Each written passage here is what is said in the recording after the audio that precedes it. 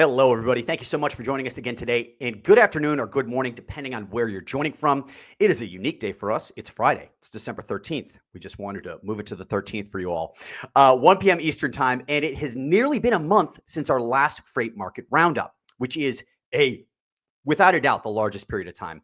Obviously, we had a couple guest shows, and then we had the holidays. So just kind of like stacked up that way. But we had that realization. We're like, whoa, man, we got a lot to cover. Anyways, if this is your first time joining us, we do this show weekly. Generally speaking, it's Thursday, 1 p.m. Eastern time.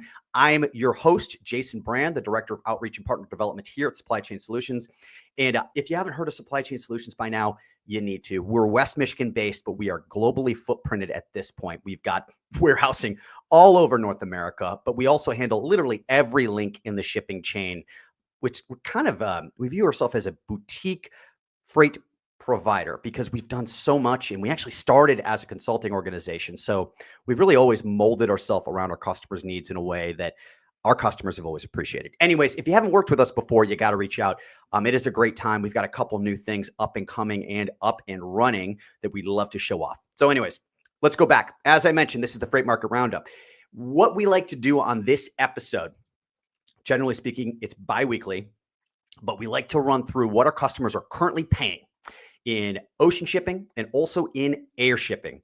But beyond that, we think it's really important to talk about some of the major events happening in the ocean shipping market, more in particular. We talk about air as well, but ocean shipping primarily, that is affecting our customers or needs to be thought about when you're thinking about what's your strategy going forward for the next year, so on and so forth. Obviously, it's a really important time of the year. There is so much going on right now. We are going to kind of slice and dice to just a couple things because it's our goal to keep these episodes under 15 minutes and really have them fit into your day.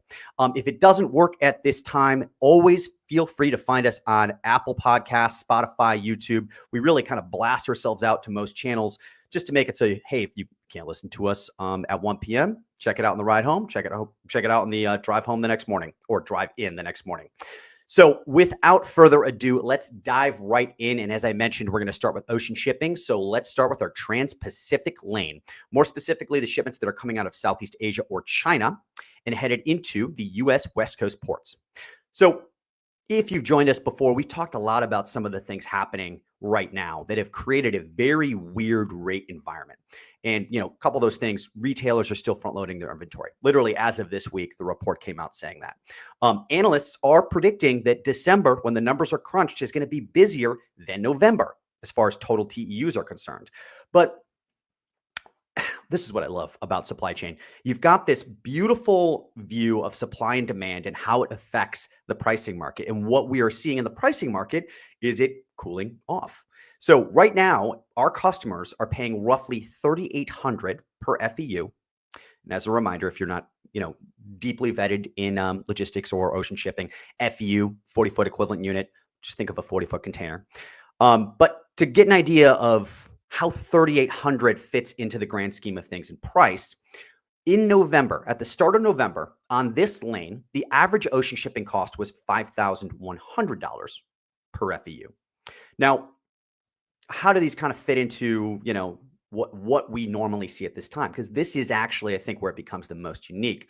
So I think we used to do this a lot before. We haven't done this a lot recently because now it's 2024, but I really like to harken back to 2019. It's really the last clean year before the pandemic and really all of the just sways in supply and demand and the pendulum effect that happened from, and we're not going to get into it right now, but long story short, it's a cleaner year to show the normal trend of a year. So we go back to 2019. We take a look at December. What were our customers paying on average on this lane? Because we have a ton of volume on this lane during this time period. You might be surprised to hear it was only $1,400. And that is, but that's not unusual. Even during the pandemic, we obviously I had to skip 2021 because that year was particularly strange. But if you look at 2022, our customers were paying an average of $1,500. If you look at 2023, our customers were paying an average of $1,700. And I think this really helps illustrate the weirdness we're seeing this year. And yes, of course, there's a ton of different price pressures that have happened over the course of these years. And there's new factors that are just increasing what is a cheap rate, what is a good rate, what's an expensive rate. That scale has shifted upwards. But there's much more going on than that with these price points we're seeing right now. Anyway, I think that's a great way of kind of visualizing that. Anyway, so let's move over. I still want to talk about Asian imports. Still want to talk about the shipments that are leaving China and Southeast Asia. But now versus going into the West Coast ports, let's talk about those shipments going into the East Coast ports. So here we're seeing the same trend. Now, there has been it's not it's the same trend, but not quite the same trend. There has been a slight softening of rates. So obviously, you need to factor in that shipments that are headed from China and Southeast Asia and into the East Coast are just going to be more expensive than those headed into the West Coast. So keep that in mind. And right now, our customers are paying an average of $5,250 per FEU on this lane.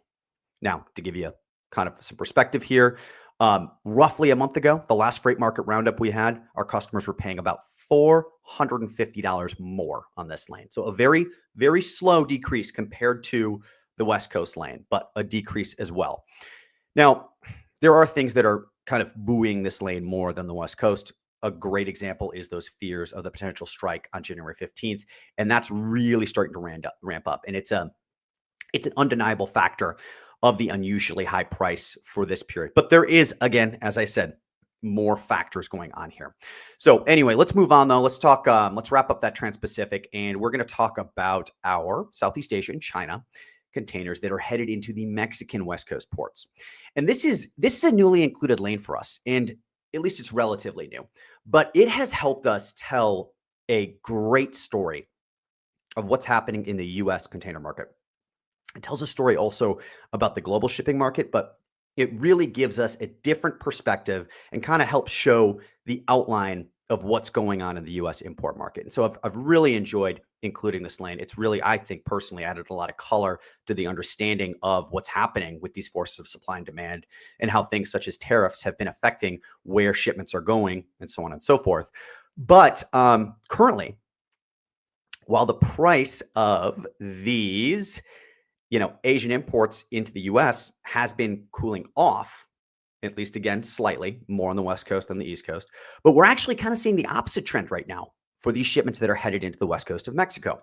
So December 1st, the shipments going into the Mexican West Coast had a GRI, and it hiked the price up by over $1,000. Now, the price going into this lane is just lower in general, so don't compare that directly to the US. But it took it from $2,800 per 40-foot container to $3,800 per container. And what is interesting about this GRI is, generally speaking, if the volume's not there, they won't stick. But this one stuck. It's almost entirely stuck. So that happened on December 1st. We just had customers shipping for $37.50. So that's only a $50 decrease since the beginning of December, which is really surprising, especially after such a hefty GRI. Is that $1,000 GRI? Anyway, let's move on. Let's scooch over. Let's leave our Trans-Pacific behind us for now, at least, and let's go over to our Transatlantic. And we're going to talk about the rate trends we're seeing there. And to be clear, we're focused on shipments that are leaving European ports and are heading into the U.S. East Coast ports. So here, we are seeing the same trend we saw with Asian imports. Rates are declining, but just not that fast. And right now, our customers are paying an average of $2,700 per FEU on this lane. And what's different about this lane versus the Asian imports is these declines are much slower. Now, remember, we are going into the East Coast, so we have that impending potential but likely strike. But since the beginning of November, this cost has only gone down by $150. Now, if we look at the European imports headed into the U.S. coast on the other side, the West Coast, we're seeing almost the identical trend. So currently prices are down to $4,100 per FEU, which is also right around $150 cheaper than it was back at the beginning of November on this lane. And I can't emphasize how unique of a trend this is, because this is really something we have not seen in recent history. So keep that in mind. So much to unpack here. We love it, but we got to keep moving. So that's really the ocean market wrapped up as far as rates go. Let's take a move over to the air freight market. And before moving on to the current key events, let's just kind of talk about what our customers currently are paying.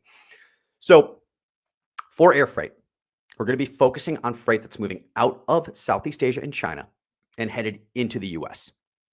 Now, As a quick subtitle to this, air rates right now are expensive, to say the least. And that is relatively normal for this time of year. But what isn't normal is these insanely high prices. So I am sorry if you're an air shipper. But right now, between all origins and destinations, our customers are paying on the low end $9.02 a kilo.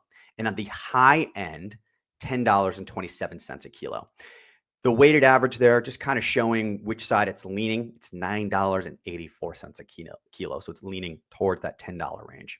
And that's just some painful prices, to be quite frank. And if you are an air shipper, we feel very bad for you because you've also had quite the experience over the course of this full year, which we discussed in a couple episodes. We referred to as the Sheen effect or the Temu effect. But just absolutely wild. We'll dive into that later in a different episode. But anyway, let's transition over to what is happening in the freight market and some of the big events that you really need to know and we need to talk about to make sure you're keeping that in mind with your strategies. So firstly, I mentioned a couple things as I was running through rates. Specifically, obviously, we mentioned the ILA, the potential strike. I also mentioned the retailer inventory forward stocking, and that also aligns with these potential tariffs that could be coming. But on top of that, we've got the early Chinese New Year, which I don't think I specifically mentioned, but it is a factor going on. And we're actually going to talk about all those things next week. And that's because we're going to be joined by our international pricing manager, and she's going to dive into all these topics and in depth, really, and give her input on what she's expecting to happen in the market during the fourth quarter of next year. So for today, what I want to do is talk about another thing happening that's kind of under the radar because there's just all of these massive events kind of soaking up the airwaves at this moment. But this is a big critical change happening next year. You need to keep in mind it will affect you if you are ocean shipping, guaranteed. 100% chance you will be affected by this. So, I think what we need to discuss is these massive series of ocean liner alliances that have been changing and will be changing, the new implementations of these new alliances happening over the next few months. So we talked about this before, but we really need to kind of review because a lot has been updated. But Maersk and MSC, they previously made up the 2M alliance. They're going to be ending their engagement in January of next year. And what's interesting about this, and to be really clear, that date has actually been moved up multiple times. The wind down period of their alliance was actually originally scheduled for during mid-spring of next year, but now it's right off the get-go, right in January. And this is substantial news. So one of the reasons why is MSC is not only the single largest ocean carrier, but they also are choosing to go alliance free. And that gives them a series of regulatory advantages.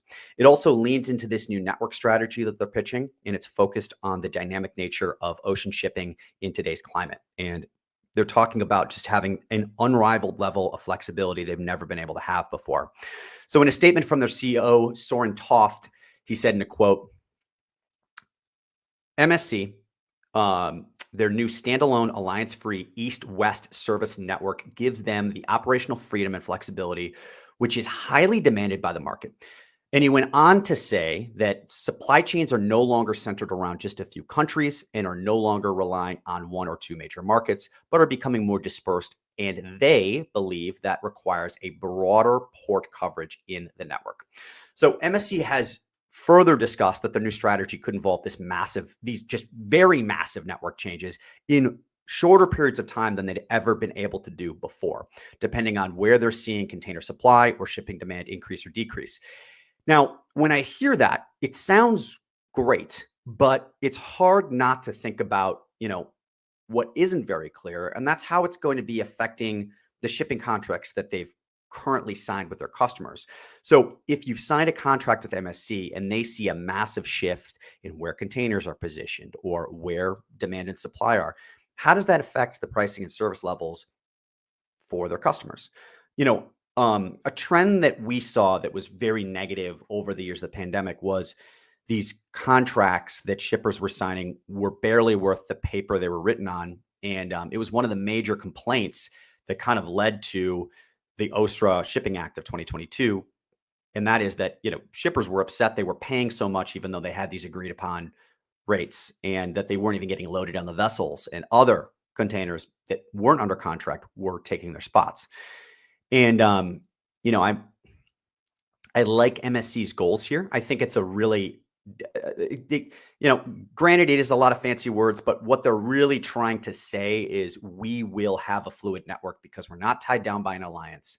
And in doing so, we will put capacity more effectively where it's needed to manage prices. I mean, quite frankly, that's what it is. On the flip side, obviously, they're going to put capacity where they can make the most money. But again, that harkens back to just the years we saw in the past where the shipping contracts were just so broken by the carriers. And it can be maybe a little bit spooky in that sense, especially being a company that relies on these contracts and relies on them to be honored so we can best service our clients. Let's end my opinion piece and let's move on. But, you know, Maersk, so the other part of the 2M alliance that is ending in January, they're actually going the totally opposite direction. And it literally couldn't be more opposite from MSC. So first and foremost, Maersk, what are they doing with the loss of MSC? Well, now they're teaming up with Hapag-Lloyd.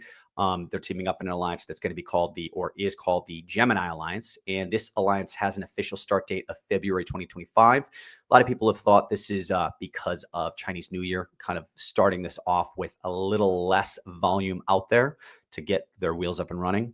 And what makes their strategy so different is they're moving from a point-to-point model, and they're moving away from that, and even away from a multi-stop model, which is very conventional, to what is being called a hub and spoke model.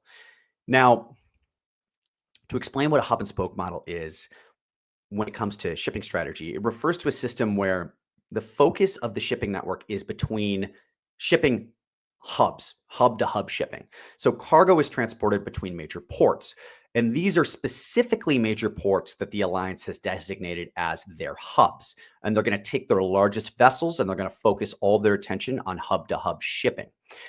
And then what they're going to do is they're going to unload those ships and redistribute to, essentially, they're going to unload, redistribute to their destination ports on smaller vessels. And they refer to those smaller ports as the spokes. And the alliance is going to use, as I mentioned, their smaller vessels, or they're going to be using feeder services to do those final port deliveries.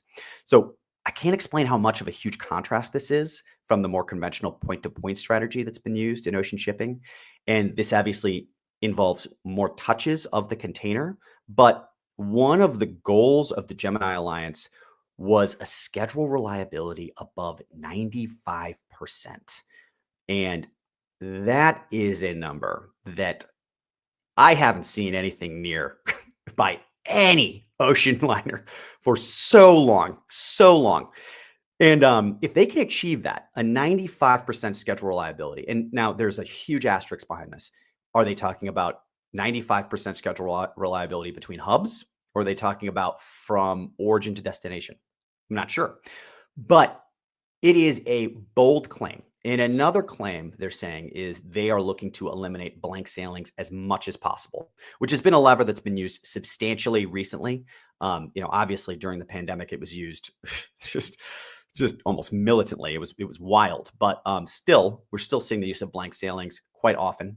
And so by addressing and by calling out a 95% schedule reliability, I cannot tell you how incredibly high that is. Global schedule reliability, when I last checked, was around 49%. That's on average across all carriers. But just to give you an idea of how far off the mark that is, it's an exciting prospect. And it obviously makes you interested to see how this is going to work, and really an intriguing concept that, if we could fast forward, which we don't want to, but obviously let's fast forward to next year. I'd love to do the breakdown and really see lane by lane where they were successful. Did they hit these goals? How many blank sailings did they have in comparison? And I'm sure we're going to be doing this at some point, but this is such a huge contrast. But another thing to consider here is right now you had the two largest shipping companies who ended this alliance. MSC, obviously during the pandemic, just filled their order book and transformed themselves to be able to kind of launch out and do their own thing. But now you've got Maersk and Hapag-Lloyd forming the Gemini Alliance. Hapag-Lloyd left their current alliance, which kind of caused a shakeup throughout the industry. And now these changes have, caused obviously this shakeup. And there's an introduction of another alliance called the Premier Alliance. And that is set to commence operations in February, except what did the FMC do?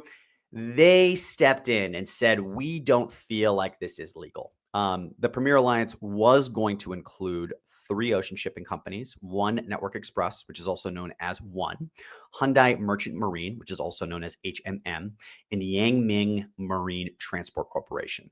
But with that news from the FMC, this is if they don't let them go through with this alliance, that is going to be quite substantial. They kind of need an alliance to be able to, keep up their service and also keep up their competitiveness against the rest of those very, very large ocean carriers. But one of the things that needs to be mentioned here is that the Premier Alliance also is, in a weird way, going to be a massive support piece for MSC. So they do have an agreement with MSC. It's not an alliance. MSC is definitely in control, but MSC will be leaning on the Premier Alliance to kind of fill in the spots when they make these massive network changes to keep up service for their customers. Again, as I mentioned, the question is, how is the respect of the contract going to change with this new strategy change? And hopefully we don't see ourselves moving backwards into the pandemic years where, they decide to go where the money is, and even large customers are left kind of in a place where they can't get the service or they can't get the price that they thought they agreed upon. So we have a lot happening right now. Next year is going to be a very interesting year. And I didn't even mention the updates to the emission trading system that's been happening in the European Union. So we've got a lot to talk about. Next week, we're going to be joined by our international pricing manager. I am really excited to have her on the show. If you've been with us for a while, you've met her before.